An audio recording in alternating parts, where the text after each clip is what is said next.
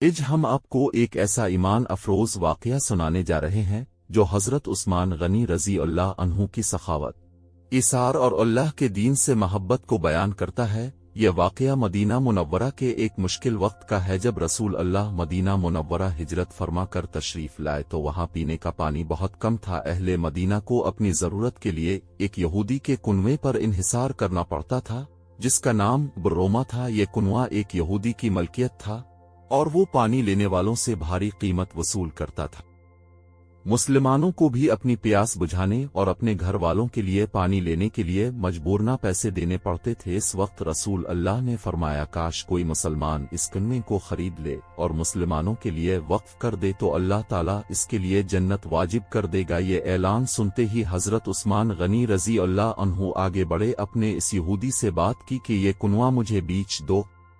پہلے وہ تیار نہ ہوا، لیکن حضرت عثمان نے بھاری رقم دے کر آدھا کنواں خرید لیا۔ یہ طے پایا کہ ایک دن یہودی پانی بیچے گا اور دوسرے دن حضرت عثمان، لیکن جب مسلمانوں نے دیکھا کہ حضرت عثمان کے دن پانی بالکل مفت ملتا ہے تو سب لوگ صرف انہی دنوں میں پانی لیتے۔ اس طرح یہودی کے دن کوئی گاہک نہ آیا۔ آخرکار وہ تنگ آ کر کنویں کا باقی حصہ بھی حضرت عثمان کو فروخت کرنے پر مجبور ہو گیا۔ یوں حضرت عثمان غنی رضی اللہ عنہ نے پورا کنواں خریدا اور مسلمانوں کے لیے وقف کر دیا۔ آج بھی مدینہ منورہ میں وہ کنواں موجود ہے اور صدیاں گزرنے کے باوجود اس کنویں سے پانی نکل رہا ہے۔ حضرت عثمان کے اس عمل کو صدقہ جاریہ کی عظیم مثال کہا جاتا ہے۔ یہ واقعہ ہمیں یہ سکھاتا ہے کہ اللہ کی راہ میں خرچ کرنا کبھی ضائع نہیں جاتا۔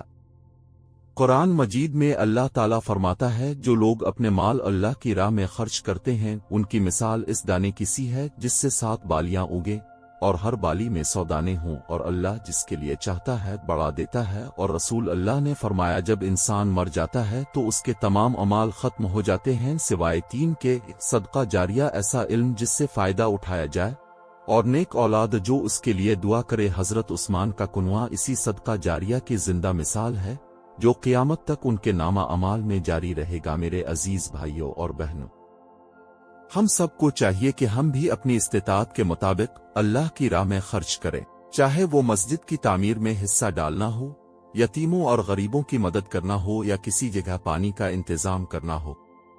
یاد رکھیں یہ سب صدقہ جاریہ ہے اور مرنے کے بعد بھی ہمارے اعمال نامے کو روشن کرتا ہے۔ امید کرتے ہیں آج کی ویڈیو آپ کو پسند آئی ہوگی۔ ملتے ہیں نیکسٹ نئی ویڈیو کے ساتھ، تب تک کے لیے اللہ نگہبان۔